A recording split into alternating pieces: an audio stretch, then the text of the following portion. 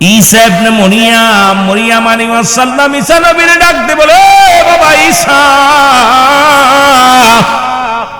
আমারে তুমি দুনিয়ার কিছু ফল খাওয়াও গো, এই দুনিয়ার ফল মলমূল আমার মন চায়। যখন ফল আনার জন্য সন্তান চলে গেছে বাজারে, এমন সময় আজরাইল আলাইহিস সালাম মরিয়াম আলাইহিস সালামের ঘরের মধ্যে হাজির। সালাম আসসালামু আলাইকুম মরিয়াম। মরিয়াম ওয়ালাইকুম আসসালাম, তুমি কে গো? মালাকুল মউত। বলো আলাইকুম আসসালাম। মরিয়াম, আমি মালাকুল মউত, আমি আপনার কাছে আছি রূহটা নেওয়ার জন্য। জোরে বলো আল্লাহু আকবার। এর মরিয়াম আলাইহিস সালাম ডাক দিয়ে বলে, আজরাইল, তুমি আসছো আমার রূহটা নেওয়ার জন্য, একটু দেরি করো, কারণ আমার কলিজার টুকরা সন্তান, আমার কলিজার টুকরা ছেলে বাজারে গেছে, একটু বাজার থেকে আসুক, তারপরে আমার রূহটা নাও। ওরে আজরাইল কয়, মরিয়াম, তুমি কি মরণকে ভয় পাও? আমি একটা মিনিট সময় তোমার দিতে পারবো না। ওরে মরিয়াম, শুনে নাও, শুনে নাও, রব্বে কারিম আমাকে হুকুম দিছে, সেই হুকুমের মধ্যে আপনার যাইতে হবে। যাওয়ার সময় হয়ে গেছে, থাকার সময় নয়। মরিয়াম আলাইহিস সালাম, আজরাইল, আমাকে একটু সুযোগ দাও, যতক্ষণ পর্যন্ত আমার কলিজার টুকরা সন্তান ঘরে না ফিরে আসে। এসে যখন দেখবে জনম দুঃখিনী মা দুনিয়ার মধ্যে নাই, সন্তান বড় কষ্ট পাবে। একটু দেরি করো, একটু দেরি করো গো, আমারে একটু সময় দাও, আমার কলিজার টুকরা সন্তান আসুক, দুইটা কথা বলে যায়। এর মালাকুল মউত ডাক দে বলে, মরিয়ম,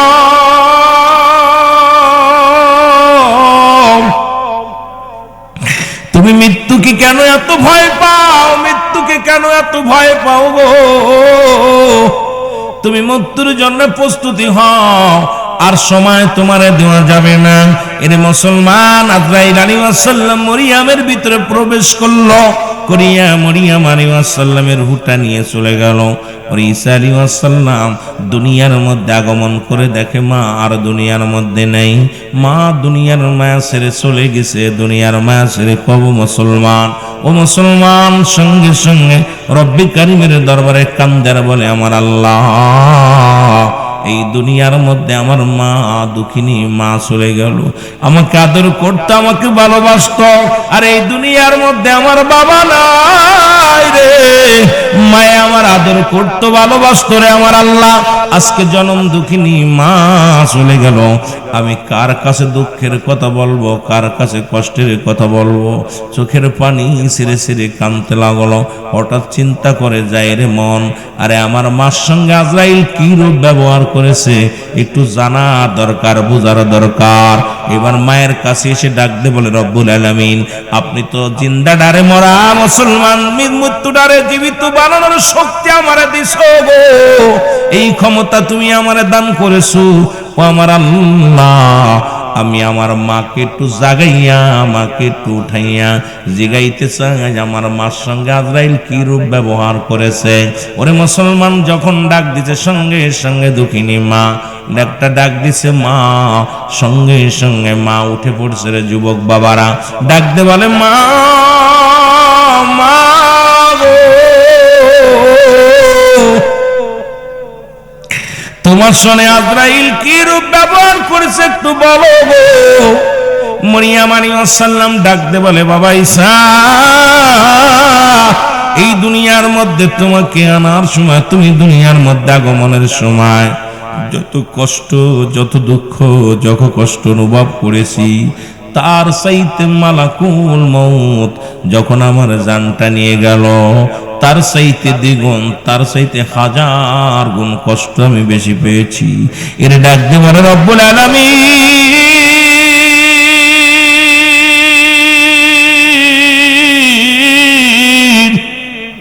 আমি একজন নবী, আমার মায়ের সঙ্গে আজরাইল কি রূপ ব্যবহার করলো গো, মাঝি বড় কষ্ট পাইছেন। আমার আল্লাহ, আল্লাহ কয়, জিবরিল তাড়াতাড়ি যাও, আমার নবীরে জানায় আসো তার মায়ের রূহটা কেমনে নিয়া হয়েছে। জিবরিল আমিন আসে সালাম দেয়, আসসালামু আলাইকুম হে আল্লাহর নবী। আল্লাহর নবী ডাক দে বলো ওয়ালাইকুম আসসালাম। আগে বলো আমার মার সঙ্গে কি রূপ ব্যবহার করেছে আজরাইল আমি জানতে চাই। আজরাইলের সামনে খাড়া ডাক দে বলে হুজুর পৃথিবীর মধ্যে আমি সব মানুষের রূপ কবজ করার জন্য দুনিয়া আসি না, এই দুনিয়ার মধ্যে একমাত্র ইমানদারের জানটা বাইর করার জন্য এই জমিনের মধ্যে আমি আগমন করি। সুতরাং আপনার মা ইমানদার, আপনার মা জান্নাতি, এই কারণে দুনিয়ার মধ্যে আমি আগমন করেছিলাম। আমি এত বড় দানব, আসমানে থাকে আমার মাথা, জমিনে থাকে আমার পা, তাম পৃথিবীর পানি যদি আমার মাথায় ঢেলে দেওয়া হয় একটু পানি গড়ায়া পড়বে না জমিনের মধ্যে। আমি এত বড় দানব হুজুর, একমাত্র আপনার মার একমাত্র ইমানদারের রূহ বাইর করার জন্য জমিনের মধ্যে আমি আজরাইল সশরীরে আগমন করি। আপনার মায়ের রূহটা নিছি, মায়ের কোলে বুক দুধ খাইতে খাইতে সন্তান যেমনি ঘুমায়া যায়, আপনার মায়ের রূহটা ঠিক এমনি নিছি। শুধু মাথার উপরে হাতখানা রেখেছিলাম, আর কোনো কষ্ট আমি দেই নাই। এর মরিয়াম আলাইহিস সালাম ডাকতে বলে বাবা ইচ্ছা রে, এই মৃত্যু যদি এত কঠিন হয়, এই মৃত্যু যদি এত কঠিন হয়, কঠিন মৃত্যুটা কত কঠিন। আজকে আমরা যারা মরণের সময় পায়খানা করে দিই, আজকে যারা আমরা মরণের সময় প্রস্রাব করে দিই, আজকে যারা আমরা মরণের সময় চোখ দুটি বড় বড় করে দিই, আজকে যারা মরণের সময় একটা অঙ্গ ব্যাকা হয়ে যায়, আজকে আমাদের মরণের সময় পায়খানা প্রস্রাব পর্যন্ত করে দিই, তাদের মরণটা কত কঠিন হয় একবার চিন্তা করে দেখার দরকার। এই মরণ থেকে পালানোর কোন পথ নাই, জোরে বলেন ঠিক কি না? মৃত্যু হয় দুইটা টাইমে গো, একটা হলো রাতের বেলা, একটা হলো দিনের বেলা। মানুষের মৃত্যু দুইটা টাইমে হয়, একটা সময় হলো রাতের বেলা, একটা হলো দিনের বেলা। দিন শুরু করেছি মৃত্যুবরণ করি নাই, রাত শুরু করেছি এখনো মৃত্যুবরণ করি নাই। আগামীকাল আপনার আমার জন্য সূর্যোদয় হবে, আপনার আমার জন্য সকাল হবে, কেউ বলতে পারি না। কারণ পরবর্তী সময় আপনার আমার জন্য কি নিয়ামত বয়ে আনতেছে আপনি আমি কেউ জানি না, জোরে জোরে বলেন ঠিক কিনা? এই পৃথিবীর মধ্যে আসার একটা সিরিয়াল আছে গো, যার কোনো সিরিয়াল নাই। দেখা যায় বাবা জিন্দা, সন্তান দুনিয়ার মধ্যে নাই, সন্তান জিন্দা, বাবা দুনিয়ার মধ্যে নাই। রব্বুল আলামিন এই গোরস্থানে কত মানুষ ঘুমায় আছে রে আল্লাহ, কবরটা দেখে বড্ড ভয় লাগে অন্তরের ভিতরে গো রব্বুল আলামিন, কখন যেন আমাকেও বিদায় করে দিবে। এই দুনিয়ার মায়া আছে রে অন্ধকার জীবনে, অন্ধকার কবর হবে একমাত্র আপনার আমার ঠিকানা। এই পৃথিবীর মধ্যে তিনটা বিপদ, নাম্বার 1 হলো মানুষের মরণ, নাম্বার 2 হলো কবর, নাম্বার 3 হলো কিয়ামতের ময়দান। 1 নাম্বার বিপদই হলো মানুষের মরণ। এই মরণের পেয়ালা পান করতে হবে, এর মধ্যে কোনো সন্দেহ নাই। জোরে জোরে চিল্লা বলা যাবে না ঠিক কিনা? আমার মরণ আসিবে কখন কেউ তো জানি না, আমার মরণ। একটু জোরে জোরে বলেন, আমার মরণ আসিবে কখন কেউ তো জানি না।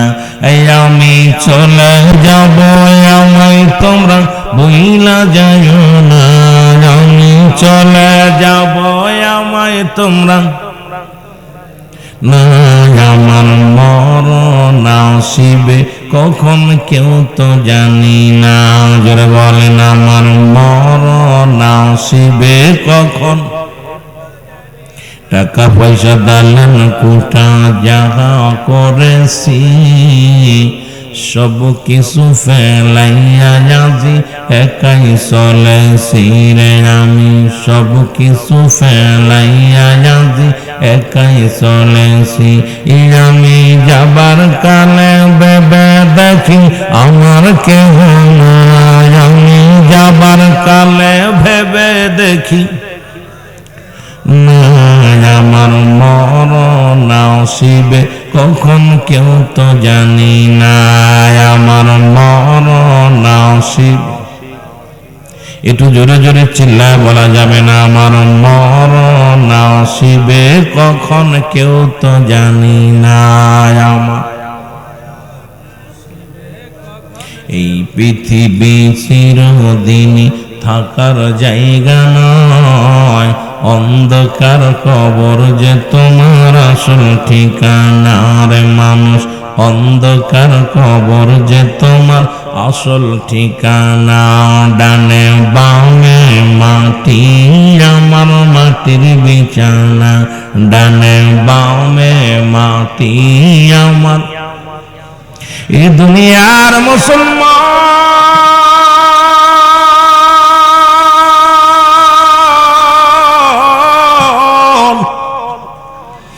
এই পৃথিবীর মাসের চলে যেতে হবে। পৃথিবীর মধ্যে আদম আলাইহিস সালাম থেকে শুরু করে গো যত পয়গম্বর, যত নবীগণ, যত গাউস কুতুব দুনিয়ার মধ্যে আগমন করলো, সবাই দুনিয়া ছেড়ে চলে গেছেন, থাকার জায়গা নয়। কুরআনুল কারীমের মধ্যে সমস্ত আয়াত স্বীকার করতে পারবা, ছোট্ট একটা আয়াত স্বীকার করার মতো ক্ষমতা কারোর নাই। জোরে বলেন ঠিক কিনা? কুল্লু নাফসিন যায়কাতুল মাউত, অস্বীকার করার মতো ক্ষমতা কারোর আছে? একটু জোরে বলেন যে আছে। আপনাদের মধ্যে মরণ নাই কার কার? একটু হাত তোলেন। কার কার মরণ একটু হাত তোলেন। এই দুনিয়ার মুসলমান শুনে নাও, সুতরাং মরণের পেয়ালা পান করতে হবে। আজকে মুসলমান বাবার কাছে সন্তানের লাশ, সন্তানের কাছে বাবার লাশ। এই দুনিয়ার মধ্যে লাশ বাহী ব্যক্তি জানে কত লাশটা কত ভারী রে মুসলমান শুনে নাও। ওই যে বলতেছিলাম, এক নম্বরে হলো মরণ। এই মরণ থেকে পালানোর কোনো পথ নাই, মরণ থেকে বাঁচার কোনো উপায় নাই। মরণ থেকে মুসলমান দূরে কোথায় পালাবে? কোথাও পালানোর জায়গা নাই। আল্লামা মুফতি আমজাদ আলী সাহেব একটা কিতাব লিখলেন, কিতাবের নাম্বার শরিয়াত।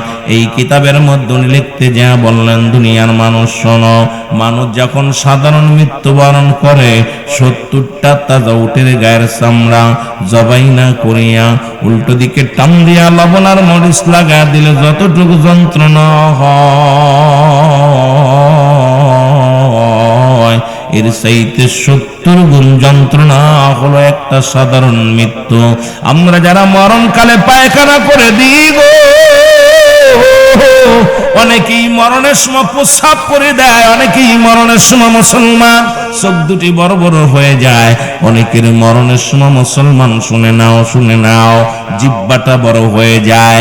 তাদের মরণটা কত কঠিন হয়, জোরে জোরে চিল্লায় বলা যাবে না ঠিক কিনা?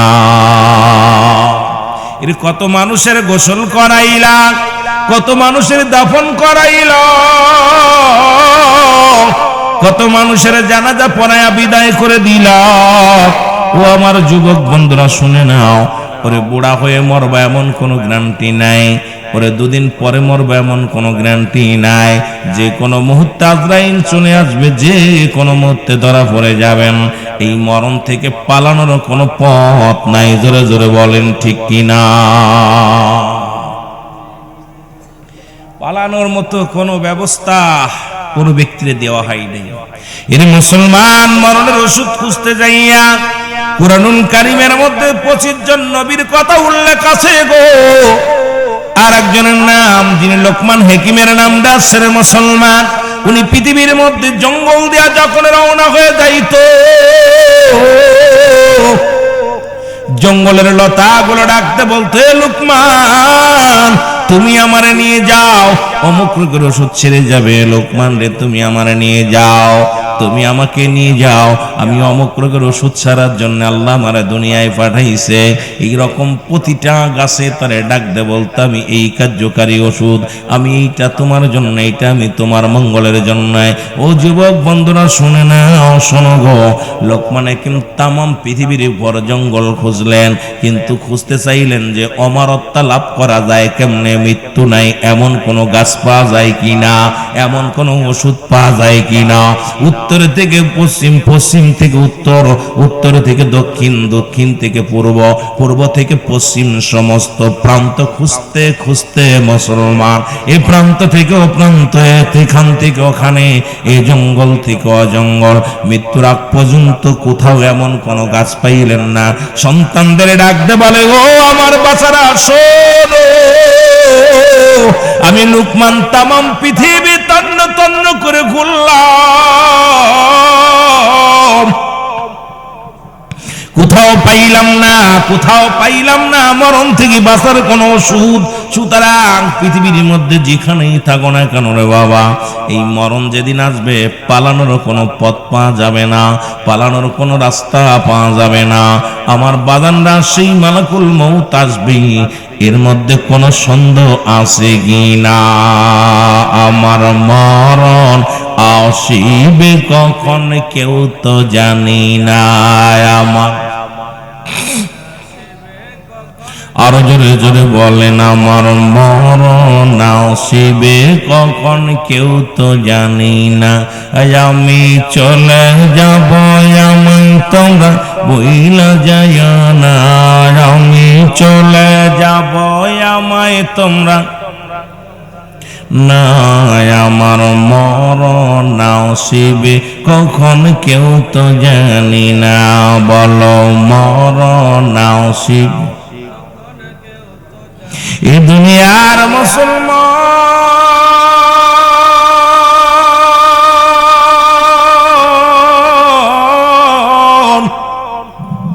এই মরণের কথা বলতে যায় একটা কথা মনে পড়ে গেল।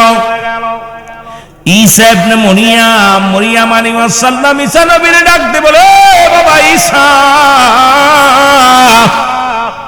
আমারে তুমি দুনিয়ার কিছু ফল খাওয়াও গো, এই দুনিয়ার ফল মলমূল আমার মন চায়। যখন ফল আনার জন্য সন্তান চলে গেছে বাজারে, এমন সময় আজরাইল আলাইহিস সালাম মরিয়াম আলাইহিস সালামের ঘরের মধ্যে হাজির। সালাম, আসসালামু আলাইকুম মরিয়াম। মরিয়াম ওয়ালাইকুম আসসালাম, তুমি কে গো? মালাকুল মউত। বলো ওয়ালাইকুম আসসালাম মরিয়াম, আমি মালাকুল মউত, আমি আপনার কাছে আসি রূহটা নেওয়ার জন্য। জোরে বলো আল্লাহু আকবার। এর মরিয়াম আলাইহিস সালাম ডাক দিয়ে বলে, আজরাইল, তুমি আসছো আমার রূহটা নেওয়ার জন্য, একটু দেরি করো, কারণ আমার কলিজার টুকরা সন্তান, আমার কলিজার টুকরা ছেলে বাজারে গেছে, একটু বাজার থেকে আসুক, তারপরে আমার রূহটা নাও। ওরে আজরাইল কয়, মরিয়াম তুমি কি মরণকে ভয় পাও? আমি একটা মিনিট সময় তোমার দিতে পারবো না। ওরে মরিয়াম শুনে নাও, শুনে নাও, রব্বে কারিম আমাকে হুকুম দিছে, সেই হুকুমের মধ্যে আপনার যাইতে হবে। যাওয়ার সময় হয়ে গেছে, থাকার সময় নয়। মরিয়াম আলাইহিস সালাম, আজরাইল আমাকে একটু সুযোগ দাও, যতক্ষণ পর্যন্ত আমার কলিজার টুকরা সন্তান ঘরে না ফিরে আসে। এসে যখন দেখবে জনম দুঃখিনী মা দুনিয়ার মধ্যে নাই, সন্তান বড় কষ্ট পাবে। একটু দেরি করো, একটু দেরি করো গো, আমারে একটু সময় দাও, আমার কলিজার টুকরা সন্তান আসুক, দুইটা কথা বলে যায়। এর মালাকুল মউত ডাক দে বলে, মরিয়ম,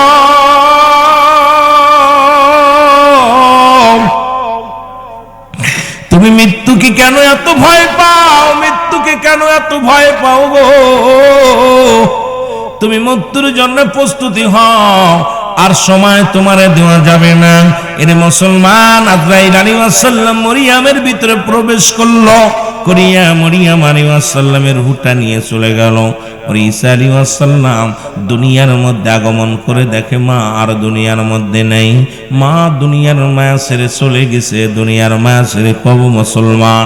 ও মুসলমান সঙ্গে সঙ্গে রব্বি কারীমের দরবারে কান্দার বলে, আমার আল্লাহ, এই দুনিয়ার মধ্যে আমার মা দুঃখিনী মা চলে গেল, আমাকে আদর করতো, আমাকে ভালোবাসতো, আর এই দুনিয়ার মধ্যে আমার বাবা নাই রে, মায়ে আমার আদর করতো, ভালোবাসতো রে আমার আল্লাহ। আজকে জনম দুঃখিনী মা চলে গেল, আমি কার কাছে দুঃখের কথা বলবো, কার কাছে কষ্টের কথা বলবো? চোখের পানি ছিঁড়ে ছিঁড়ে কাঁদতে লাগলো। হঠাৎ চিন্তা করে যায় রে মন, আরে আমার মার সঙ্গে আজরাইল কি রূপ ব্যবহার করেছে একটু জানা দরকার, বোঝার দরকার। এবার মায়ের কাছে এসে ডাক দে বলে, রব্বুল আলামিন, আপনি তো জিন্দা ডারে মরা মুসলমান, মৃত্যু ডারে জীবিত বানানোর শক্তি আমারে দিছো গো, এই ক্ষমতা তুমি আমারে দান করেছো। ও আমার আল্লাহ, আমি আমার মাকে একটু জাগাইয়া, মাকে একটু উঠাইয়া জিগাইতে চাই আমার মার সঙ্গে আজরাইল কি রূপ ব্যবহার করেছে। ওরে মুসলমান, যখন ডাক দিছে সঙ্গে সঙ্গে দুঃখিনী মা একটা ডাক দিছে মা, সঙ্গে সঙ্গে মা উঠে পড়ছে রে যুবক বাবারা, ডাক দে বলে, মা মা গো, তোমার সনে আজরাইল কি রূপ ব্যবহার করেছে একটু বলো গো। মরিয়ম আলাইহিস সালাম ডাক দে বলে, বাবা ঈসা,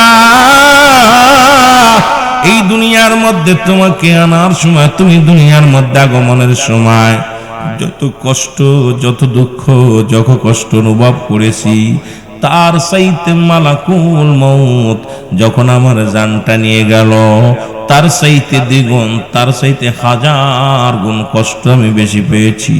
এর ডাক দিয়ে বলে, রব্বুল আলামিন,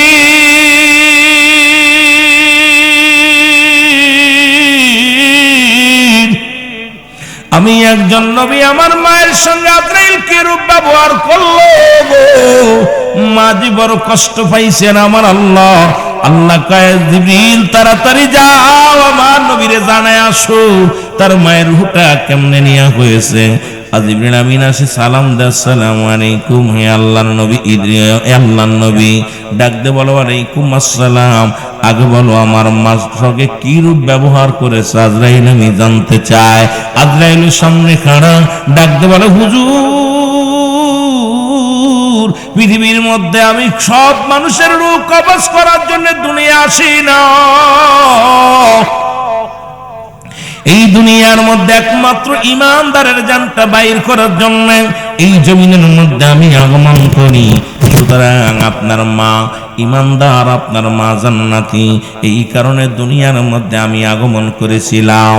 আমি এত বড় দানব, আসমানে থাকে আমার মাথা, জমিনে থাকে আমার পা, তামাম পৃথিবীর পানি যদি আমার মাথায় ঢেলে দেওয়া হয় একটু পানি গড়ায়া পড়বে না জমিনের মধ্যে। আমি এত বড় দানব। হুজুর, একমাত্র আপনার মার, একমাত্র ইমানদারের রূহ বাইর করার জন্য জমিনের মধ্যে আমি আজরাইল সশরীরে আগমন করি। আপনার মায়ের রূহটা নিছি, মায়ের কোলে বুক দুধ খাইতে খাইতে সন্তান যেমনি ঘুমায়া যায়, আপনার মায়ের রূহটা ঠিক এমনি নিছি, শুধু মাথার উপরে হাতখানা রেখেছিলাম, আর কোনো কষ্ট আমি দেই নাই। এর মরিয়ম আলাইহিস সালাম ডাক দে বলে, বাবা ঈসা রে, এই মৃত্যু যদি এত কঠিন হয়, এই মৃত্যু যদি এত কঠিন হয়, কঠিন মৃত্যুটা কত কঠিন।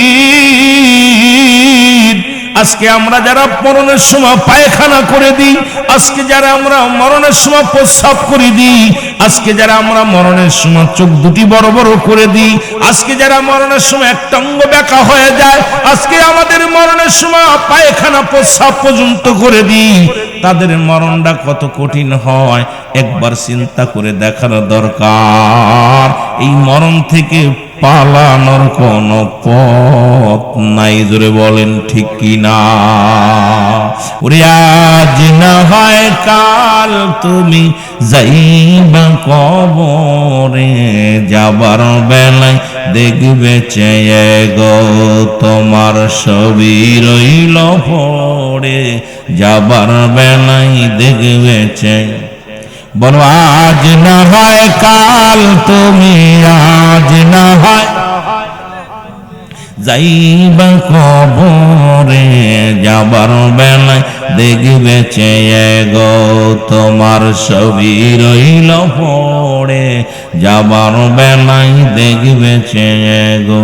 তোমার দাদাই গেছে বাবাই গেছে কেউ আসলো না ফিরে, দাদাই গেছে বাবাই গেছে কেউ আসলো না ফিরে, তোমার তো যাইতে হবে রে ও ভাই অন্ধকার কবরে, তোমার তো যাইতে হবে রে।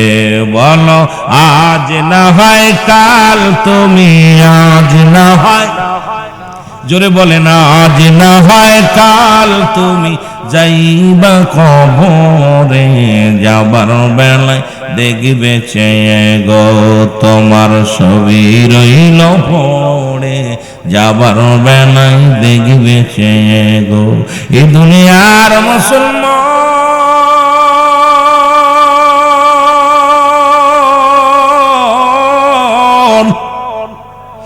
বড্ড আনন্দ লাগলো, এখানে বিশাল গোরস্থান, আর যারা যারা আব্বা মা শুয়ে আছে একটা করে বাড়ি থেকে যদি একটা করে লোক এই ময়দানে আসে, এই মাহফিলে মানুষ ধরার জায়গা থাকবে না।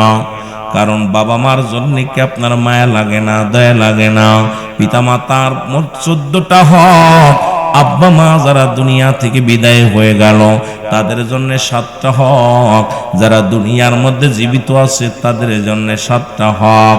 আজকে দুনিয়ার মধ্যেই 14টা হক। ও যুবক, একটু ধীরে ধীরে শুনে নাও, কত মানুষ কবরে শুয়ে গেছে, আজকে তারা কবরের জগতে যাওয়ার পর তাদের জন্য দোয়া করার মানুষ নাই, তাদের জন্য মাগফিরাত কামনা করার মানুষ নাই।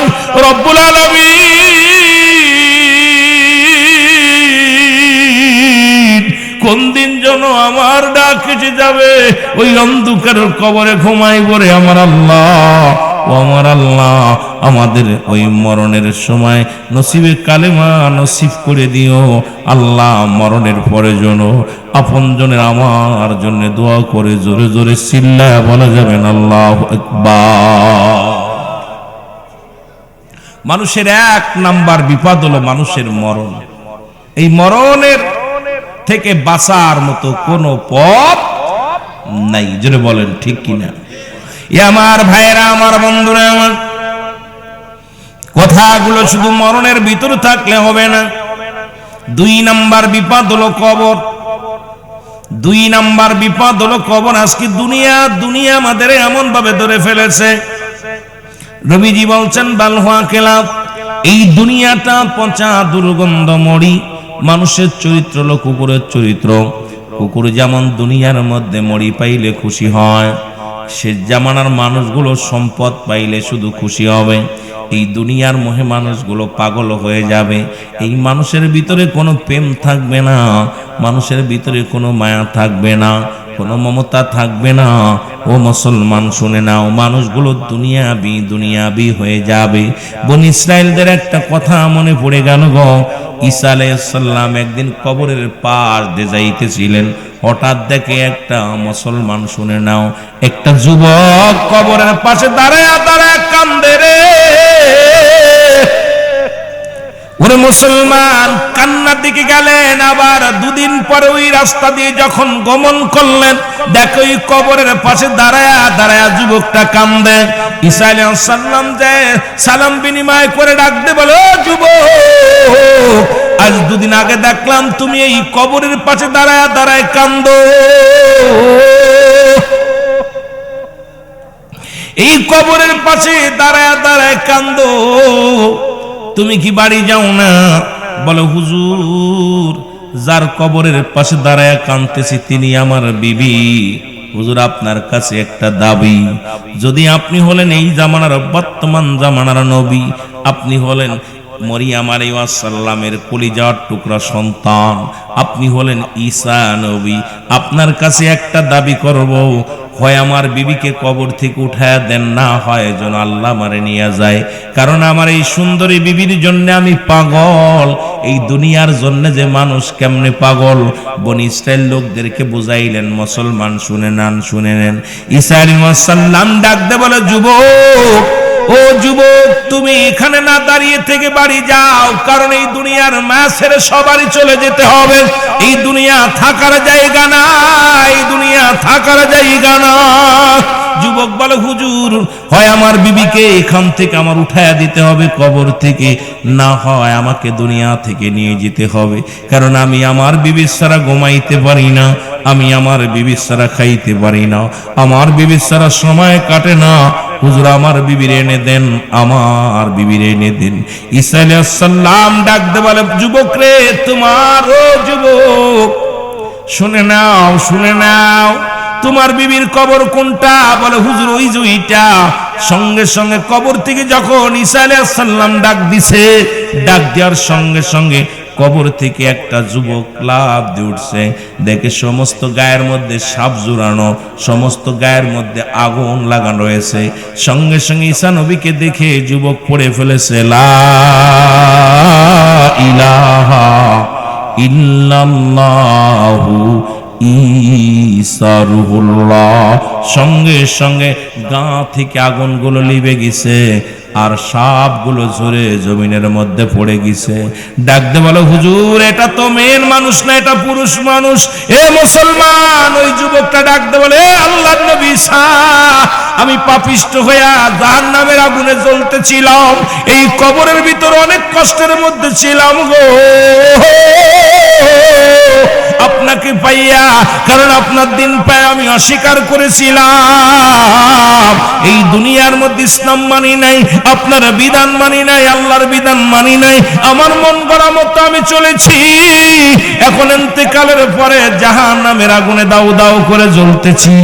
আল্লাহর নবী ঈসা, আমি যখনই আপনার উপর ঈমান আনছি, রব্বুল আলামিন আমার গা থেকে সমস্ত আগুনগুলো লিভাইয়া দিছে, আমার গায়ে থেকে যত সাপ ছিল জমিনের মধ্যে ঝরে গেছে। আল্লাহর নবী, আমি ঈমান আনলাম আপনার প্রতি, লা ইলাহা ইল্লাল্লাহু ঈসা রুহুল্লাহ। জোরে জোরে চিল্লায়া বলা যাবে না মারহাবা। কালেমা পড়ছে, সঙ্গে সঙ্গে ঈসা আলাইহিস সালামের পরে ঈমান আনার সঙ্গে সঙ্গে এই জাহান্নামী মানুষটাকে আল্লাহ জান্নাতি করে দিয়েছে। সুবহানাল্লাহ বলেন না, আর একটু জোরে বলেন না।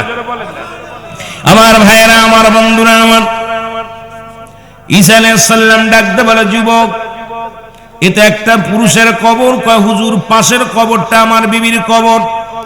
বিবির কবর থেকে যখন উঠাইতে ডাকতে বলছে, ওঠো, সঙ্গে সঙ্গে উঠছে এক সুন্দরী মহিলা। এত সুন্দর, রব্বুল আলামিন তার ইন্তেকালের পরে আরো তার রূপ যৌবন বাড়িয়ে দিছে। কারণ দুনিয়া থেকে ঈমান নিয়ে কবরে গেছে, কালেমা পড়ে ঈমান নিয়ে কবরে গেছে। কবরে যাওয়ার সঙ্গে সঙ্গে আল্লাহ তারে জান্নাতি করে দিয়েছিল। এই দুনিয়ার মধ্যে অনেক সুন্দরী চেহারা, অনেক সুন্দর। ও যুবক, আমার ভাইরা, আমার বন্ধুরা, আমার সঙ্গে সঙ্গে তাকে কি করলেন? সুন্দর, আরো সুন্দর বানিয়ে দিলেন। এবার আমার বাবারা, আমার বন্ধুরা, আমার ডাক দে বলেন, যাও, এটা তোমার বিবি। বলে, জি হুজুর। একে নিয়ে যাও, চলে যাও। কোথায়? বাড়িতে যাও, বাড়ি যায় বসত করো। যখন বাড়ি নিয়ে গেলেন, বাড়ি নিয়ে যাওয়ার পর ওই রাস্তা দিয়ে যাইতেছিল ওই দেশের যিনি প্রেসিডেন্ট, মুসলমান শুনে নাও, ওই দেশের যিনি প্রধান, উনি যাইতেছিলেন। যার পর দেখে মুসলমান সুন্দরী নারী। এই দুনিয়াটা যাকে বললাম বালহুয়া খেলাফ, এই দুনিয়াটা যে পচা দুর্গন্ধ মরি। আজকে দুনিয়ার জন্য আমরা সব ছেড়ে দিছি, নামাজ ছেড়ে দিলাম, রোজা ছেড়ে দিলাম, এই দুনিয়ার জন্য সব কিছু ভুলে গেলাম। কারণ ফজর কাজা দিলাম গমের জন্য, সংসারের জন্য, জোহর কাজা দিলাম, ফজর কাজা দিলাম, মাগরিব কাজা দিলাম, শুধু এই দুনিয়ার ছেলে মেয়েদের ঝামেলার মধ্যে পড়ে। এই জন্য রাসূল বারবার বলছে, বালহুয়া খিলাফ, এই দুনিয়াটা পচা দুর্গন্ধ মরি। কিন্তু একবার কি আপনার বাবা লাগবে? 80 বছর, 50 বছর, 40 বছর পরেও আপনাকে চলে যেতে হবে। এই একমাত্র ঠিকানা, সেই ঠিকানাটা হলো কবর। জোরে বলেন ঠিক কিনা? আর কবর বলতে বোঝায় মানুষের মৃত্যুর পর থেকে শুরু করে কিয়ামত পর্যন্ত। সুতরাং কবরে কোনো সকাল আর বিকেল নাই, কবরে কোনো রাত আর দিন নাই। আমরা তো সকালে রাত্রে ঘুমাই, সকালবেলা উঠি, সকালবেলা উঠে আবার কাজে কর্ম বাইর হয়ে যায়। কবরে কোনো সকাল আর বিকেল নাই, রাত আর দিন নাই। ওই যে কবরে শুরু আছে কিয়ামত পর্যন্ত, কিয়ামত পর্যন্ত আপনাকে থাকতে হবে রে মুসলমান, আবাদান আবাদান চিরস্থায়ী। সুতরাং ওই কবরের পুঁজি বানায় যাওয়ার দরকার আছে কি না? আর একটু জোরে বলেন আছে কি না? আমার ভাইরা, আমার বন্ধুরা, আমার যে কথা বলতেছিলাম খুব গুরুত্ব সহকারে শুনবেন। এইবার সুন্দরী নারী নিয়ে ঘরে গেলেন। যা বিবি কি করলেন, স্বামীর উরতের পর মাথা দিয়া, যখন স্ত্রীর উপর উরতের পর মাথা দিয়া স্বামী ঘুমায়া গেলেন, ক্লান্ত অবস্থায় ওই পদ্মে যাইতেছিল একজন রাজার ছেলে, একজন রাজকুমার। দেখেন সুন্দরী নারী, এই সুন্দরী নারী এই সমাজের মধ্যে তার স্বামীর মাথার মধ্যে হাত বোলাইতেছে। দেখে সুন্দরীকে ডাক দিয়ে নিয়ে গেলেন, নিজের স্বামীকে ফেলে থুয়ে চলে গেলেন, ওই রাজকুমারের সঙ্গে চলে গেলেন। ঘুম থেকে উঠে দেখে রাজা, মুসলমান রাজকুমার সাহেব দেখে, ঘুম থেকে উঠে দেখে তার বিবি নাই। সমস্ত জায়গা তন্ন তন্ন করে খুঁজলেন, এলাকার মধ্যে খোঁজ লাগাইলেন, কোথাও তার স্ত্রীকে পাইলেন না।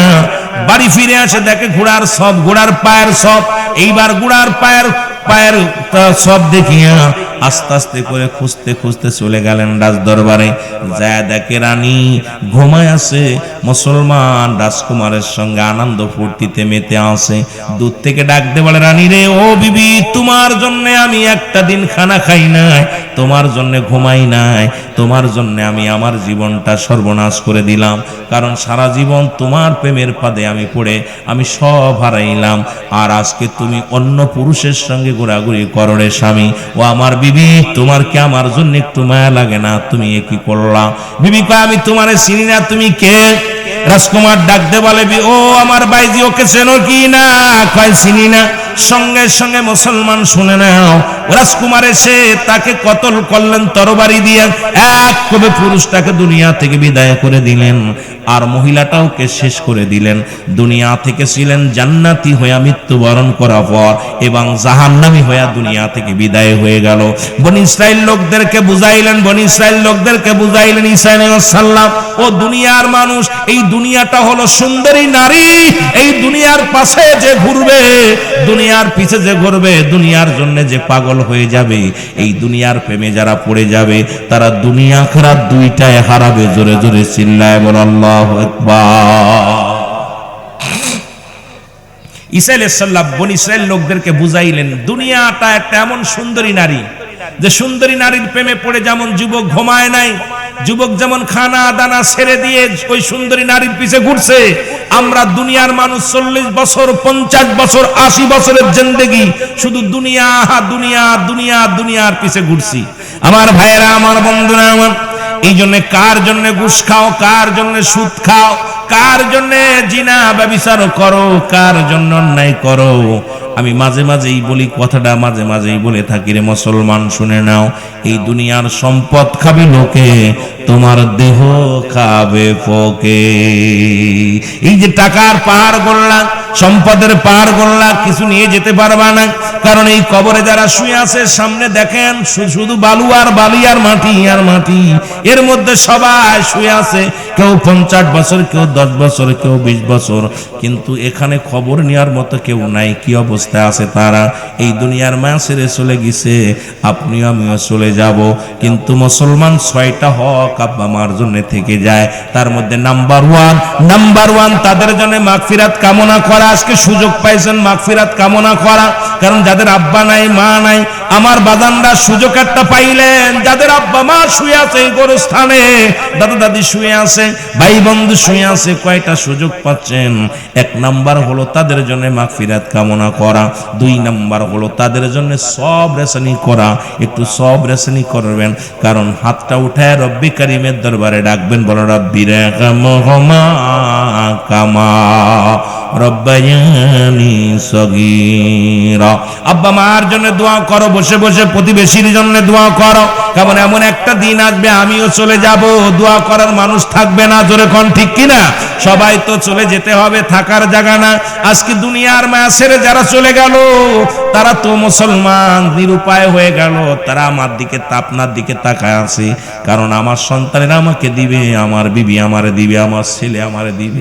কিন্তু আজকে গোরস্থানে শুয়া এত অসহায় হয়ে গেছে, তাদের কবর উপর দিয়ে গরু ছাগলে ঘাস খাইলেও খেদাইতে পারে না। ওই কবর উপর দিয়ে কুত্তা ছেলে পায়খানা করলে খেদানোর ক্ষমতা নাই। ওই কবরটা ভেঙে গেছে, মুসলমান এখানে নিজের কবর নিজে সেরে নেওয়ার মতো ক্ষমতা আল্লাহ দেয় নাই। আপনাকে আমাকে রেখে গেছে এই দুনিয়ার মধ্যে। মুসলমান শুনে নাও, শোনো, তাদের কবরটার খবর আমরা নিতে পারি না।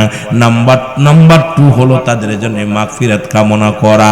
নাম্বার 3 হলো তাদের আত্মীয় স্বজনের সঙ্গে সদ্ব্যবহার করা। জোরে জোরে বলো মারহাবা। আজকে যাদের আব্বা আপনজন চলে গেছে, দাদা দাদি, আব্বা মা, তাদের আত্মীয় স্বজন যারা আছে তাদের সাহায্য সহযোগিতা করা। ও মুসলমান শুনে নাও, শুনে নাও, তাদের সাহায্য সহযোগিতা করা, তাদের সঙ্গে ভালো ব্যবহার করা।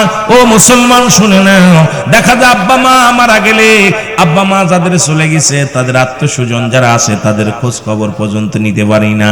কেবল কপাল, পুরা কপাল। কারণ আমি আপনি এমন পুরা কপাল্লা মানুষ, কারণ আব্বা মার আত্মীয় স্বজনের সঙ্গে ভালো ব্যবহার পর্যন্ত করি না। আপনার আব্বা মা শুয়ে কবরে অশান্তির মধ্যে থাকবে। রাসূল বলছে তোমাদের আব্বা মা যখন মারা যাবে তাদের আত্মীয় স্বজনের সঙ্গে ভালো ব্যবহার, সৎ ব্যবহার করতে হবে। জোরে বলো মারহাবা, আরো জোরে বলেন মারহাবা। মুসলমান শুনে নাও, 4 নাম্বার হলো মুসলমান শুনে নাও, তাদের ঋণ পরিশোধ করতে হবে। মুসলমান দুনিয়ার মধ্যে যত ঋণ থাকে এই ঋণগুলো পরিশোধ করা লাগবে। অনেক আব্বা মা দুনিয়া থেকে বিদায়ের পরে ঋণ থেকে যায়, ঋণগুলো পরিশোধ করা লাগবে। 5 নাম্বার হলো মুসলমান শোনো, 5 নাম্বার হলো তাদের ওসিয়াতগুলো পূরণ করতে হবে। যত ওসিয়াত শরীয়ত মোতাবেক, আমার দেশে অনেক বাবারা আছে ওসিয়াত করে যায়, সুন্দর ওসিয়াত করে যায়, এটা তুমি মসজিদে দিও, এটা মাদ্রাসায় দিও। এটা কিন্তু আমার দেশের বাদানরা ভক্ষণ করে। দেখা যায় 2টা কাপড় রেখে গেছে, গরিবরে দিয়া দিও, এটাও কিন্তু আমরা দিই না। আব্বা মার ওসিয়াত গুলো শরীয়ত মোতাবেক ওসিয়াত যদি করে যায়, যদি আব্বা মা এমন ওসিয়াত করে গেল তুমি একটা মন্দির বানায়া দিও, খবরদার, খবর দিয়ে এগুলো করা যাবে না। কিন্তু আব্বা মা ওসিয়াত করছে বাবা তুই 5 ওয়াক্ত সালাত আদায় করবি, নামাজ ছাড়বি না, অন্যায় করবি না, জুলুম করবি না, আদেশ দিয়ে গেল, অনেক সুন্দর ওসিয়াত করে গেল, কিছু কায় এইটা দান করবি, এটা এই করবি, এর সুন্দর সুন্দর শরীয়ত মোতাবেক বাণীগুলো শোনায়া গেল। এগুলো আপনার জন্য মানা। ও যুবক, আপনার আব্বা মার যদি হক আদায় করতে এগুলো মানতে হবে। অনেকের মুসলমান বাবা আমার আমি মরে যাওয়ার পর আমার কবরটা জিয়ারত করবি, প্রতিনিয়ত দেখা যায় বছরে একদিনও ছেলেরা আসে না, বাবারে আমার জন্য কোরআন তেলাওয়াত করবি, কোনোদিন আসে না। তবে আনন্দ পাইলাম 41টা কোরআন খতম হয়েছে, যার একটা হরফ পড়লে 10টা নেকি। রে মুসলমান, আমি অত্র এলাকার মানুষদেরকে ধন্যবাদ জানাই যারা আজকে কোরআন খতম করলো মুর্দা গানের জন্য। আল্লাহ রাব্বুল আলামিন জীবিত যারা আছে তাদেরকেও তুমি ক্ষমা করে দাও, যারা দুনিয়া থেকে চলে গেছে তাদেরকেও তুমি ক্ষমা করে দাও, কারণ তুমি দয়ার সাগর, তোমার দয়া ছাড়া এই বান্দার কোনো উপায় নাই। জোরে বলেন ঠিক কিনা? আমার ভাইরা, 6 নাম্বার হলো আপনার আত্মীয় স্বজন যারা আছে তাদের সাহায্য সহযোগিতা করা। ভালো ব্যবহার তো আছে, এরপরে সাহায্য সহযোগিতা করা। কিন্তু আমার দেশে বাপ মা মরে গেলে করে মুসলমান দেখা যায় একটা মিলাদ পড়াই না। আবার এখন তো আমাদের ফতোয়া এসে মিলাদ পড়া যাবে না, বাপ মার জন্য কোনো দান ধ্যান করা যাবে না। দান ধ্যান করলেও মানুষের নজরে লাগে। ও আমার বাবারা, আমার বন্ধুরা, আমার আব্বা মা দুনিয়া থেকে চলে গেছে, তাদের সবের জন্য, তাদের নেকির জন্য, তাদের আত্মীয় স্বজন যারা আছে তাদেরকে সাহায্য সহযোগিতা করবেন, তাদের মুসলমান খোঁজ খবর নিবেন। 6-7 নাম্বার হলো আব্বা মার বেশি বেশি করে সময় করে আব্বা মার কবরটা জিয়ারত করতে হবে। জোরে বলেন মারহাবা, আর একটু জোরে বলেন মারহাবা। যেহেতু আমি কবর আর হাসর আর মৃত্যুর দিকে আলোচনা নিয়ে গেছি মা মুসলমান, 3টা বিষয়। নাম্বার 1 হলো মরণ, নাম্বার 2 হলো কবর, নাম্বার 3 হলো কিয়ামতের ময়দান। যেহেতু মরণের পরে আপনাদের করণীয় কি সেই বিষয়গুলো আমি বলে গেলাম। এই যে করণীয় গুলো, যে মরণের পরে আব্বা মার যে হকগুলো আছে, এই হকগুলো যদি আদায় না করেন আপনি আব্বা মার কাছে দায়ী থাকবেন, রব্বে কারিমের কাছে দায়ী থাকবেন। আমার দেশে অনেক ছেলেরা আছে মাসকে মাস চলে যায়, বছরকে বছর চলে যায়, আব্বা মার কবরের পাশে দাঁড়ায় একটু দোয়া করতে পারে না কপাল বুড়ারা? কারণ এমন ভাবে দোয়া করো, হাত উঠাও। রাসূল পাক সাল্লাল্লাহু আলাইহি সাল্লাম ডাক দিয়ে বলেন, সাহাবীরা রে, তোমরা কি কবুল হজের সওয়াব পাইতে চাও? সাহাবীরা বলে, ইয়া রাসূলুল্লাহ, ইয়া হাবিবাল্লাহ, কে বানা চায়? নবী বলেন, সাহাবীরা রে, তোমরা শোনো, যাদের বাড়িতে আব্বা মা জীবিত আছে তাদের বাড়ি যায় মা বাবার মুখের দিকে শুধু মায়ের নজরে তাকাইবা, বাপ মারে সালাম দিবা, শুধু আসসালামু আলাইকুম একটা কবুল হজের সওয়াব। আব্বার মুখের দিকে তাকাইবা, মার মুখের দিকে তাকাইবা, মায়ের নজরে তাকাইলে একটা কবুল হজের সওয়াব লেখা হয়ে যাবে। কপাল পুরার আসন। আজকে কিন্তু আমার দেশের ছেলে মেয়েরা আব্বা মার মুখের দিকে সুন্দরভাবে তাকায় না, প্রেমিকার দিকে তাকাইয়া কয় তোমারে দেখলে আর ভাল লাগে না, সারাদিন তাকায় থাকতে মন চায়। কিন্তু জন্মদাতা মার মুখের দিকে তাকা, বাবার দিকে তাকা, তাকায় তাকায় যত তাকাইতে পারবি ততই নেকি। জোরে বলো মারহাবা, আর একটু জোরে বলো মারহাবা। আব্বা মার মুখের দিকে, মার মুখের দিকে তাকাইয়া ডাকতে বলো, মা তোমার মতো এত দরদি পৃথিবীর মধ্যে আর কেউ নাই রে মা। বাবার মুখের দিকে তাকায়া বলো, বাবা তোমার মতো নিয়ামত আল্লাহ আমার আর দুনিয়ার মধ্যে কিছু দেয় নাই রে বাবা। তোমার আমল নামে একটা করে কবুল হজের সওয়াব লেখা হয়ে যাবে। আমার নবীজি যখন বললেন, সাহাবীরা বলে, ইয়া রাসূলুল্লাহ, ইয়া হাবিবাল্লাহ, এই দুনিয়ার মধ্যে আমাদের মাও নাই বাবাও নাই, এত বড় নেকি থেকে আমরা বঞ্চিত হয়ে গেলাম, আমরা অসহায় হয়ে গেলাম। আমার নবী বলেন, আমার আল্লাহ বলে, জিবরিলে যাও যাও আমার হাবিবরে জানায়া দাও যাদের আব্বা মা নাই তারা যেন কান্দে। রব্বির রাহমহুমা কামা রব্বায়ানি সগীরা। জোরে জোরে বলেন, রব্বির রাহমহুমা কামা রব্বায়ানি সগীরা। ওরে আমি যদি যাই গো মারা, আমি যদি যাই গো মারা বিদেশের মাটিতে, লাশটায় আমার পৌঁছাই দিও মায়েরই কোলেতে। বলো, লাশটায় আমার পৌঁছাই দিও মায়েরই কোলেতে। জোরে বলো, আমি যদি যাই গো মারা, আমি যদি বিদেশের মাটিতে, লাশটায় আমার পৌঁছাই দিও মায়েরই কোলেতে। বলো, লাশটায় আমার পৌঁছাই দিও মায়েরই কোলেতে। জোরে বলেন, লাশটায় আমার পৌঁছাই দিও মায়েরই কোলেতে। জন্মের পরে যে কোলেতে রাখছে আমার মা,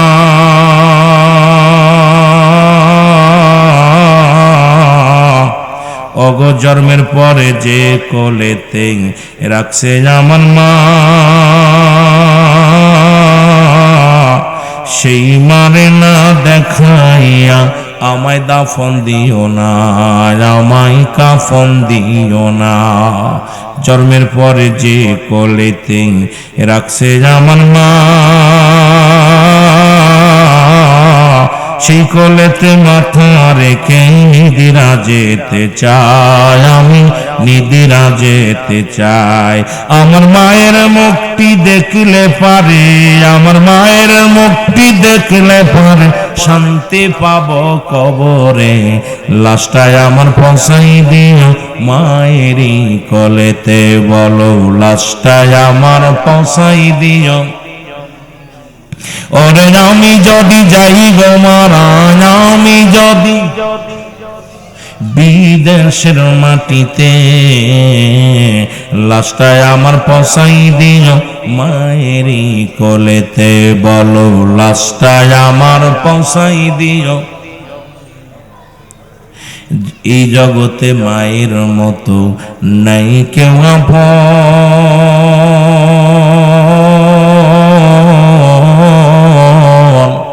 সেই মা বাবারে না দেখায়া আমার দিশনারে দাফন, আমার কৃষ্ণারে কাফন। এই জগতে মায়ের মতো নাই কেউ আপন,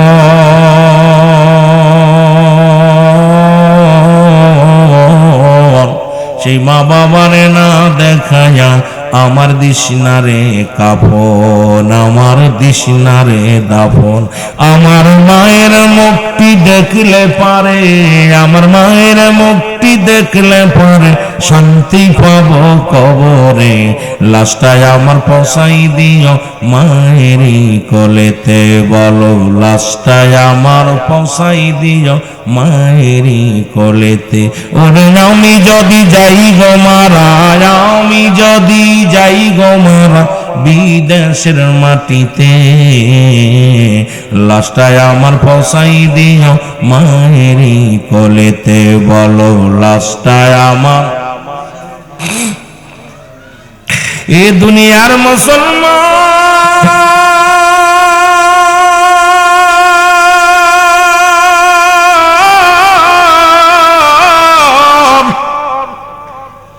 এই সপ্তাহ আদায় করো, আজকে যারা আপনজনদের কবরে শোয়া দিছো, এর নাম্বার 2 বিপদ হলো মানুষের কবর।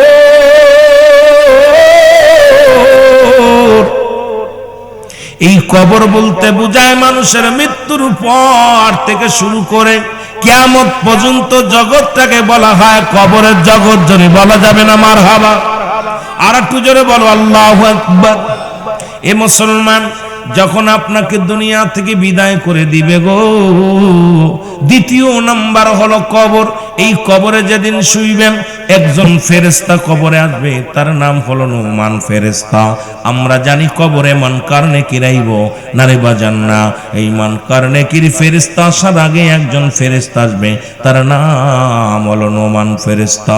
এই হাতের মধ্যে 2টা কাগজ থাকবে, আয়া ডাকতে বলবে জসিমউদ্দিন আবেদী আত্তাহির সাহেব ওঠো। জসিমউদ্দিন ওঠো রে, ডাকতে বলবে ওঠো। এইবার ডাকতে উঠে একটা পত্র ধরে দিবে হাতের মধ্যেই, না তুমি 40 বছর 50 বছর তুমি দুনিয়ার জিন্দেগি কাটাইলা, এই কত তুমি দুনিয়ার মধ্যে কত রাকাত নামাজ পড়ছো, কতটা ভালো কাজ করেছো, কোথায় দান ধ্যান করেছো, কোথায় মাহফিলে বসেছিলা, কোথায় তুমি দিনের কাজ করেছিলা, দান সদকা করেছিলা। ও বান্দা, এই নাও তুমি কাগজটা হাতের মধ্যে নাও।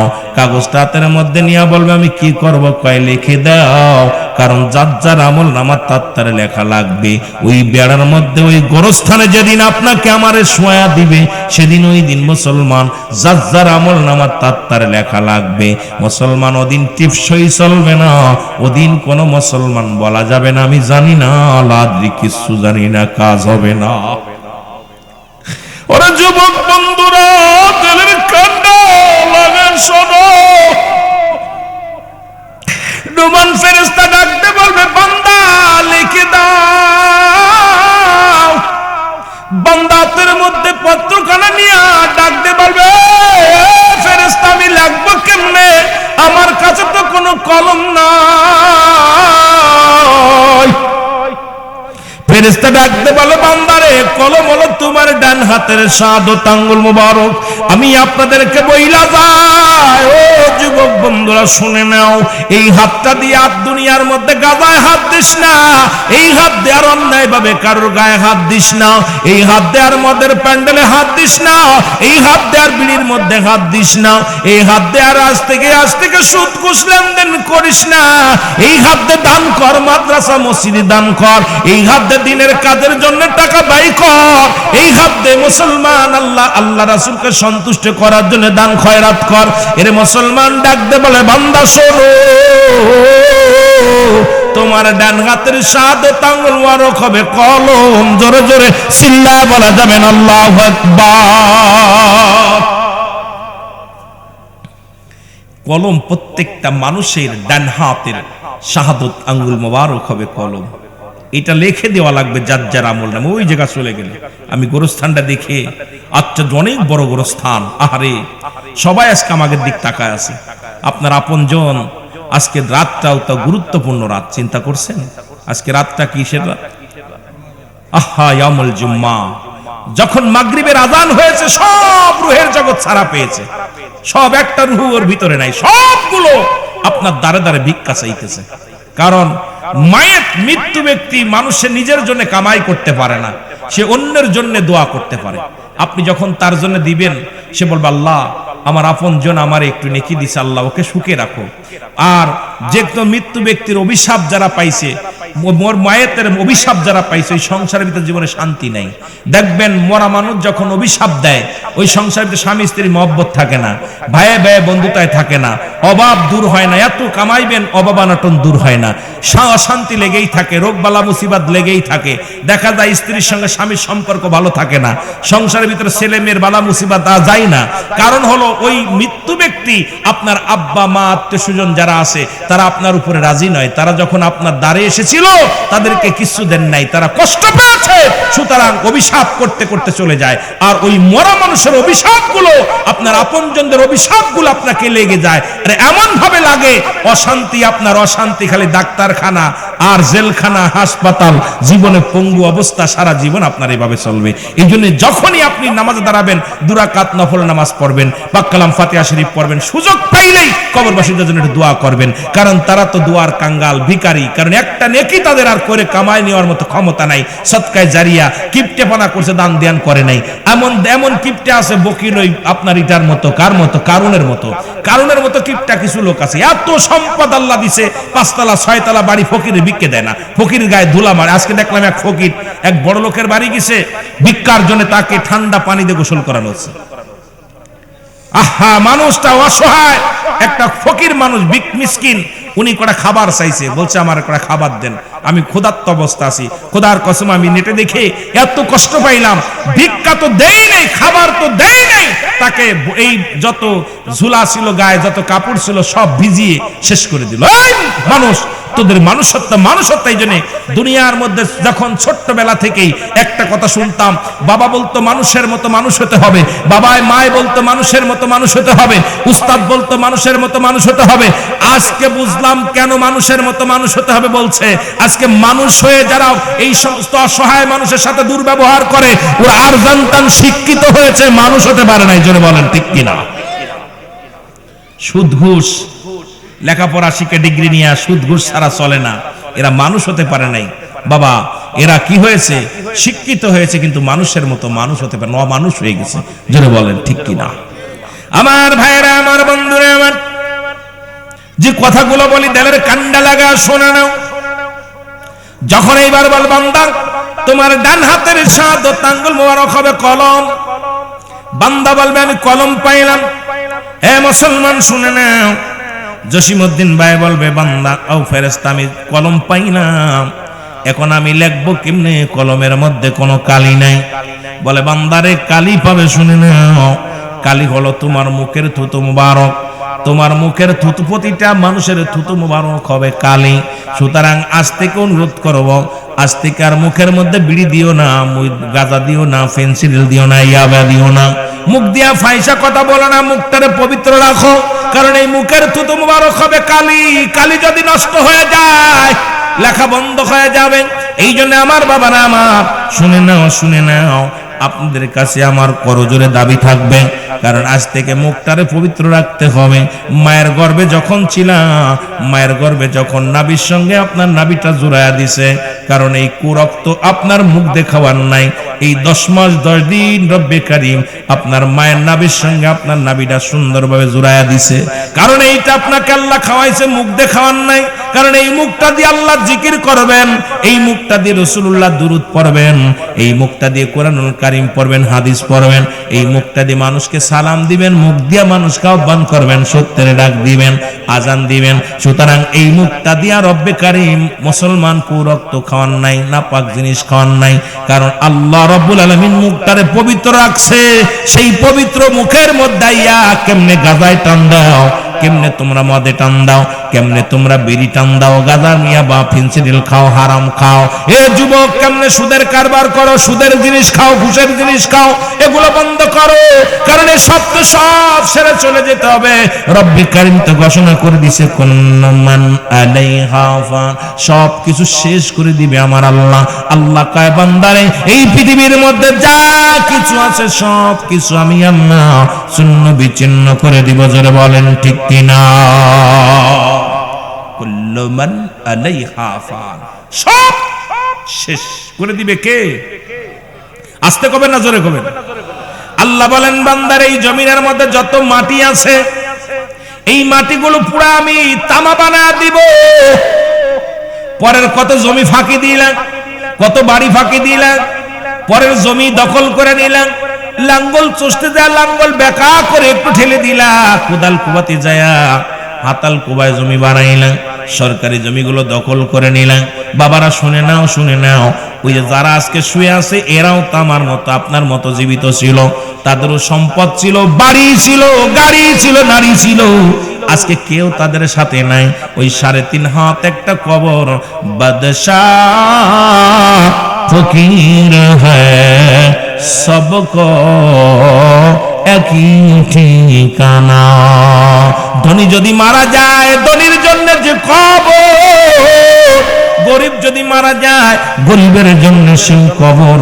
সুতরাং বাবারা আমার, আমি আপনাদেরকে বইলা যায়, ধনী মনেও যে কবর, গরিব মনেও যে কবর। হয়তো একটু দামি কাপড় আসবে, ধনীর জন্য একটু দামি কাপড় আসবে, হয়তো ধনী মানুষের জন্য একটু জানা যায় বেশি মানুষ হবে।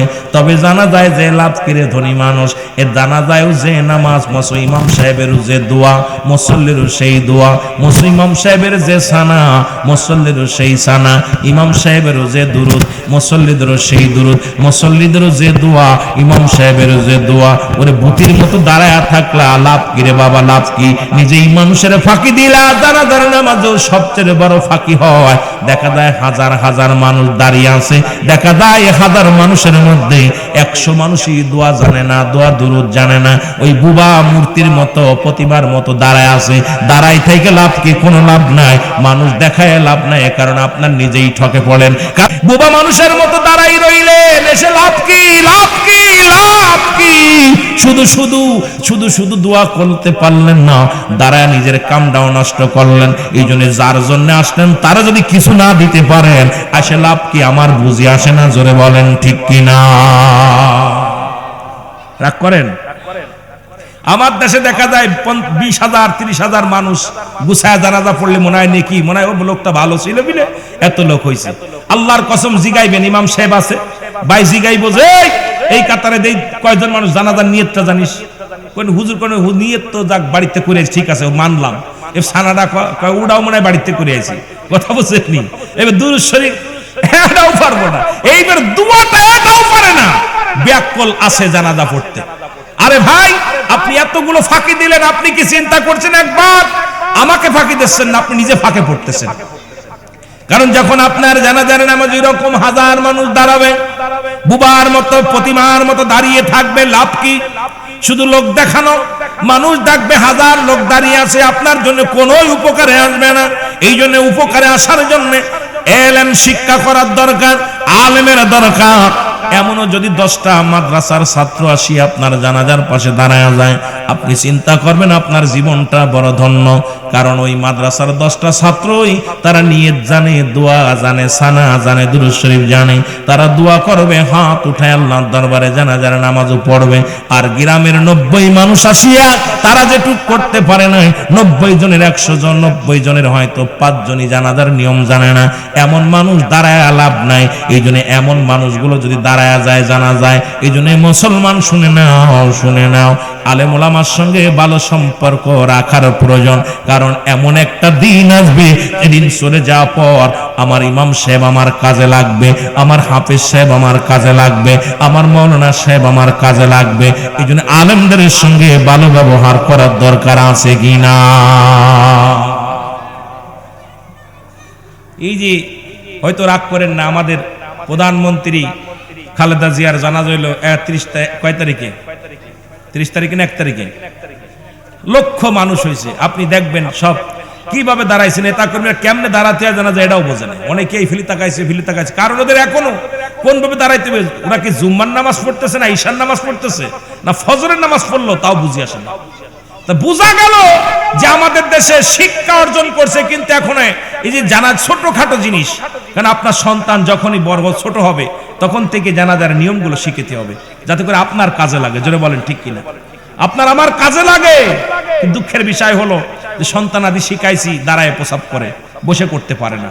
কিছু না জানলেও কোরআন শরীফটা শিক্ষা দিবেন, কিছু না জানলেও সন্তানকে কি করবেন? 10টা সূরা শিক্ষা দিবেন, যাতে করে নামাজটা সহি শুদ্ধভাবে পড়তে পারে। যদি কিছু তাও না পারেন, দয়া করে মায়া করে জানাজার নিয়মগুলো শিখাবেন, যাতে আপনার ছেলে আপনার জন্য দোয়া করতে পারে। আমার বাবারা, হালাল হারাম বুঝাবেন ছেলেটাকে, ছেলে মেয়েদেরকে হারাম হালাল বুঝাবেন, যে এইটা হারাম এইটা হালাল, তাহলেও আপনার জীবনটা ধন্য হবে। আমার ভাইয়েরা, আমার বন্ধুরা, আমার কথাগুলো বলতে গেলে অনেক কথা চলে আসে, কথাগুলো বলতে গেলে শুধু কথার প্রতি কথা এসে যায়। আমার বাবারা, আমার যখন বলবে বান্দা তোমার মুখের থুতু মুবারক হবে কালি, যখন কালিটা পেয়ে যাবে বান্দা ডাক দে বলবে আমাকে কালি পাইলাম, এখন আমারে কাগজ দাও, লিখবো কোথায়? লেখার তো কোনো কাগজ নাই। 3 টুকরা কাপড়ের কাপড় দেওয়া হয়, 5 টুকরা কাপড়ের কাপড় দেওয়া হয়। প্রথম কাপড়ের কাপড়টা টান দিয়ে খুলে নিবে বান্দা, বান্দা লেখো, তাড়াতাড়ি লেখো। বান্দা সেকেন্ডের মধ্যে পুরোটা লেখা হয়ে যাবে। এবার হাত থেকে ছিনিয়ে নিয়ে আর একটা কাগজ ধরাইয়া দিবে, বান্দা এই নাও লেখো। এবার দেখবে বান্দা এই 40 বছর কোথায় কোন মেয়ে নিয়ে গল্প করেছিলাম, কোথায় কোথায় সুদ খাইলা, কোথায় ঘুষ খাইলা, কোথায় অফিসে বইয়া ঘুষ খাইলা, কোথায় মুসলমান দিলের কান্ডা লাগা শোনানো, কোথায় কারো ফাঁকি দিছো, কোথায় কোন মেয়েটারে নিয়ে চলে গেছো, কোথায় কোন মেয়ের সঙ্গে নির্জনে জিনা ব্যভিচার করেছো, কোথায় তুমি অন্যায় কাজ করেছো, মদ খেয়েছো, গাঁজা খেয়েছো, সবগুলো আপনার সামনে, আপনার আমার সামনে হাজির হয়ে যাবে। আমার ভাইরা, আমার বন্ধুরা, আমার বান্দা তাকায় দেখে ডাকতে বলবে আল্লাহর ফেরেশতা, আমি তো এগুলো করি না, আমার দ্বারাই সম্ভব নয়। সব কিছু সামনে হাজির। বান্দা লিখে দাও, লিখে দাও, জসিমউদ্দিন সাহেব লিখে দাও, তাড়াতাড়ি লেখো। বান্দা তখন বলবে আমি লিখতে পারবো না, লিখতে পারবো না। ডান দিক থেকে চাপ দিবে, ডান দিকের মাটিগুলো বাম দিকে চলে যাবে, ডান দিকের হাড্ডিগুলো বাম দিকে চলে যাবে, বাম দিক থেকে চাপ দিবে, বাম দিকের হাড্ডিগুলো ডান দিকে চলে যাবে, উপর থেকে চাপ দিবে, নিচে থেকে চাপ দিবে। এমন ভাবে আপনাকে আঘাত করা হবে, এমন ভাবে মুসলমান এক একটা আঘাত করবে, শত শত গজ মাটির নিচে চলে যেতে হবে। আবার তাকে উত্তোলন করা হবে। কবরে যে আযাব হয়, যদি বিশ্বাস না হয়, আপনাদের যদি বিশ্বাস না হয়, আমি রুহুল আমিন সিদ্দিকী বলে যাই, আগামীকাল আপনার মা বাবার কবরের পাশে একটা গরু বানবেন, ছাগল বান্ধিয়া ভালো খাবার দিবেন, খাবার দিয়া নিরাময় গোপনে দাঁড়ায় থাকবেন, আড়ালে যে দাঁড়ায় থাকবেন, দেখবেন ওই গরুটা ঘাস খাবে আর টালুমালু তাকাবে, চোখ দিয়া দর দর করে পানি ছেড়ে দিবে। ও মুসলমান, রশি ছিঁড়াছিঁড়ি করবে, টানাটানি করবে, টালুমালু তাকাবে আর চোখ দিয়ে দর দর করে পানি ছাড়বে, রশি ছিঁড়াছিঁড়ি করবে। কারণ কবরের আযাব একমাত্র মানুষ এবং দানব বুঝতে পারে না, তাছাড়া সবাই বুঝতে পারে, পৃথিবীর সব মানুষ বুঝতে পারে। এই যে কবরের পাশে যখন হেঁটে যান, কবরবাসী ডাকতে বলে আমার ভাই, ও আমার ছেলে, ও আমার প্রতিবেশীরা, তোরা আমার পাশ দিয়ে চলে যাস। আজ 2 মাস হয়ে গেল, 1 বছর হয়ে গেল আমি শুয়ে আছি, আমার আপনজনের আমারে কিছু দেয় নাই, আমার ভাই আমার বাবারা কেউ কিছু দেয় নাই, তোরা আমারে ভুলে যাস না, তোরা আমারে ফেলে যাস না। হে মুসলমান, গোরস্থানে আজকে জানাজা দেওয়ার হাকিকতটা সবচেয়ে গুরুত্বপূর্ণ হলো, এখানে যে কোনো একজন দিনের বেলা একজন একজন আসবে দোয়া করতে। কারণ এই গোরস্থানে দাঁড়ায়া এমন একজন আল্লাহর পাগল যদি হাত উঠায় কান্দে, আল্লাহ আল্লাহ যারা শুয়ে আছে তাদেরকে মাফ করে দাও, তাদেরকে ক্ষমা করে দাও। হয়তো মুসলমান আর ওসিলায় এই গোরস্থানবাসী ক্ষমা পাবে। জোরে জোরে চিল্লায় বলা যাবেন আল্লাহু আকবার। আমার বন্ধুগণ, আমার এই কবরে যেদিন আপনাকে শোয়ানো পর, এবার যখন আপনার লেখা হয়ে যাবে, আপনার দিয়ে জোর করে লেখানো হবে, আপনি লিখতে না চাইলেও লেখাবে, জোর করে লেখানো হবে। এবার আপনার বদিটা নেকিটা যদি বেশি হয়, বদির কাগজ বদি যদি বেশি হয়, এটা আপনার গলার ভিতরে লটকায়া দিয়ে চলে যাবে, বলবে গুড বাই, বিদায় জসিমউদ্দিন, বিদায় রুহুল আমিন, বিদায়। ও মুসলমান শুনে নাও, শুনে নাও, মোহাম্মদ মুসলমান শুনে নাও, আব্দুল মান্নান আত্তায়রি সাহেব বিদায়। কারণ আমি চলে গেলাম, আমি চলে গেলাম, একটু পরে আসবে মানকার নেকির কবরে আসবে, তোমার আমলনামাটা দেখে ফয়সালা করে দিবে। এবার যখন চলে যাবে রে মুসলমান, যার সঙ্গে সঙ্গে মানকার নেকির কবরের ভিতরে আসবে, ও যে মুসলমান শোনো, এই যে কেরামন কাতিবিন যা লেখে রাখছে, আমি আগেই বলেছি, এগুলো সব কিছু কিন্তু অনুমান ফেরেশতা আপনার দিয়ে লেখাবে, সবগুলো লিপিবদ্ধ করে নিবে আপনার দিয়ে, আপনার নিজের হাত দিয়ে নিজে লেখা লাগবে। এবার মুনকার নেকির ফেরেশতা কবরে আইয়া দেখবে বান্দার আমলনামাটা, দেখিয়া বান্দা বড় আফসোস করবে, আইরে বান্দা এই 40টা বছর 50টা বছর তুমি কাটাইলা এই দুনিয়ার মধ্যে, তুমি জুয়ার প্যান্ডেলে মদের প্যান্ডেলে কাটাইলা, এই দুনিয়ার মধ্যে অন্যায় পথে তুমি কতই না সময় নষ্ট করলা।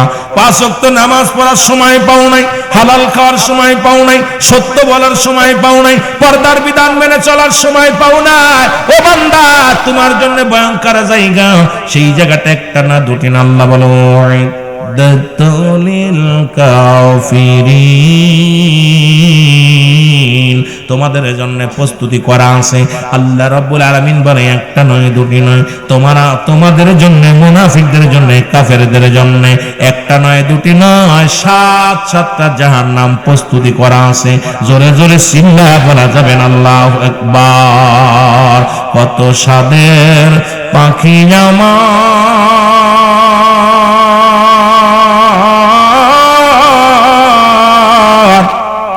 কাজল বরণ আখি, সময় থাকতে বুঝলাম না রে, বুঝলাম না সালাকি, সময় থাকতে বুঝলাম না রে, বুঝলাম না সালাকি। আমার কালো ময়নারে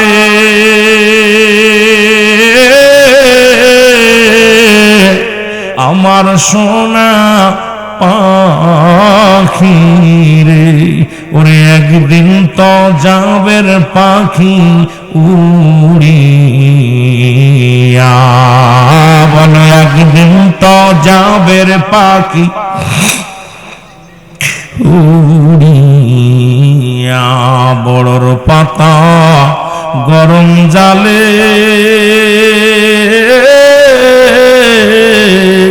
শোয়া মশারির তলে, গোসল করাইবে সবাই আসিয়া, ছেলে মেয়ে পাশে এসে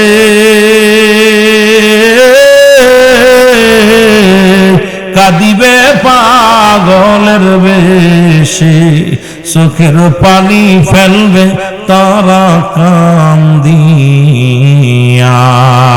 আমার কালো ময়নারে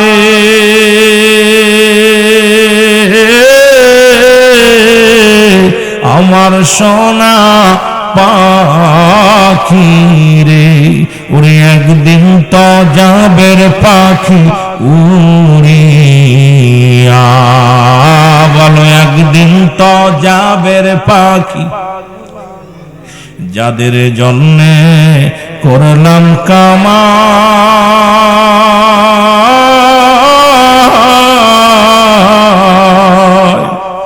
কেউ গেল না সঙ্গে আমার, যাদের জন্য করলাম কামা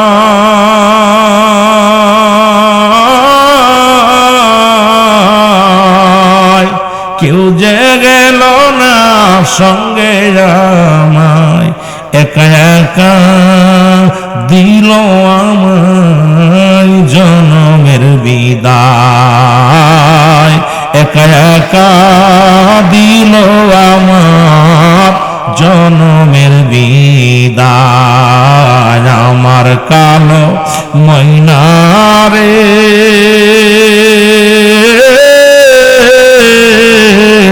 আমার সোনা ময়নারে, ওরে একদিন তো যাবের পাখি উড়িয়া, বলো একদিন তো যাবের পাখি। এই দুনিয়ার মুসলমান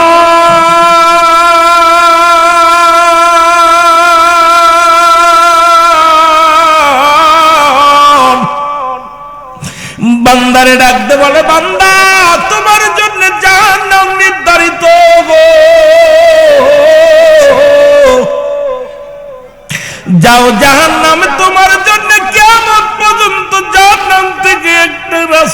দিবে রে, ওই কবরের ভিতরে কিয়ামত পর্যন্ত সাপ বিচ্ছু, ওই কবরের ভিতরে, ও যুবক, ওই কবরের ভিতরে সাপ বিচ্ছু আগুন, বড় বড় মুসলমান, বড় বড় কঠিন আযাব গুলো ওই কবরের ভিতরে আসবে রে মুসলমান।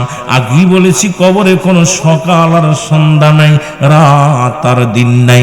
ওই যে কবরের শুরু আছে কিয়ামত পর্যন্ত শেষ রে বাবা। আমার দরদি বন্ধুরা, আমার দিলের কান্ডা লাগা শোনো। এবার যদি বান্দার আমলনামা ভালো হয়, ওই বান্দার যদি নেক আমলটা বেশি হয়, এ যুবক দিলের কান্ডা লাগা শুনে নাও। ওই নমান ফেরেশতা যার পরে মনকার নেকি রাশিয়া দেখবে তোমার আমলনামাটা ভালো। ওরে বান্দা ডাকতে বলবে, বান্দা মাওলানা জসিমউদ্দিন, তুমি দুনিয়ার মধ্যে ভালো কর্ম করেছিলা, রুহুল আমিন সিদ্দিকী সব তুমি ভালো কর্ম করেছিলা, আব্দুল মান্নান ভাই তুমি ভালো কর্ম করেছিলা, আরিফিন হেলালি ভাই আপনি ভালো কর্ম করেছিলা। ও মুসলমান শুনে নাও, শুনে নাও, যাও তোমার জন্য জান্নাতের দরজা খোলা। কিয়ামত পর্যন্ত তুমি জান্নাতের নিয়ামত গুলো ভোগ করবারে বান্দা। ওই কবর থেকে শান্তি আর শান্তি আসবে, কবর থেকে নিয়ামত গুলো তুমি বইয়া বইয়া অনুভব করবা। আমি এই জন্য বলি বান্দা শুনে নাও, শুনে নাও, একটি নয় দুটি নয়, ইমানদারের জন্য, মুমিনের জন্য আল্লাহ বলেন একটা নয় 8টা জান্নাত প্রস্তুতি করে রাখছি। রব্বুল আলামিন ডাক দে বলেন, ওয়া'দাতুনিল মুমিনিন, মুমিনদের জন্য, মুত্তাকিনদের জন্য আল্লাহ প্রস্তুতি করে রাখছে 8টা জান্নাত। ইমানদারেরা শোনো, এই দুনিয়া কদিনের জন্য থাকবা, চিরস্থায়ী ঠিকানা হলো আপনার আমার কবর। সুতরাং এই দুনিয়ার লোভে, দুনিয়ার মায়ায় আজকে প্রথম কাপড় পরিধান করেছিলে তুমি মানুষের সাহায্যে, আবার দ্বিতীয় যখন তুমি শেষ কাপড় পরিধান করবা অন্যের সাহায্যে। আজকে এই গোরস্থানে যারা শুয়ে আছে তারা প্রথম কাপড় পরিধান করেছিল মানুষের সাহায্যে, আবার যারা চলে গেছে তাদেরও মুসলমান কাপড় শেষ বিদায়ের কাপড়টা পরায়া দেওয়া লাগছে অন্যের সাহায্যে। তাহলে এত অহংকার কেন, এত হমিকা কেন রে বাবা? এই দুনিয়ার সব ছেড়ে চলে যেতে হবে, এই দুনিয়ার কিছু থাকবে না রে মুসলমান। আমি এই জন্য আপনাদেরকে বারবার বারবার অনুরোধ করে যাই, ছেড়ে দাও, ছেড়ে দাও, রং তামাশা ছেড়ে দাও, আল্লাহর দিনে পথের ফিরে আসো, 5 ওয়াক্ত সালাত আদায় করো, মুসলমান হালাল খাদ্য খাও। কারণ বিশ্বাসের বিশ্বাস নয় ও মুসলমান আগামী দিন বাঁচবো বলতে পারি না। কত ছেলে বিদেশের মাটিতে গেছে, লাশ কপিনি করে দেশের মাটিতে চলে আসছে। সুতরাং আমি যে আগামী দিন বাঁচবো বলতে পারি না।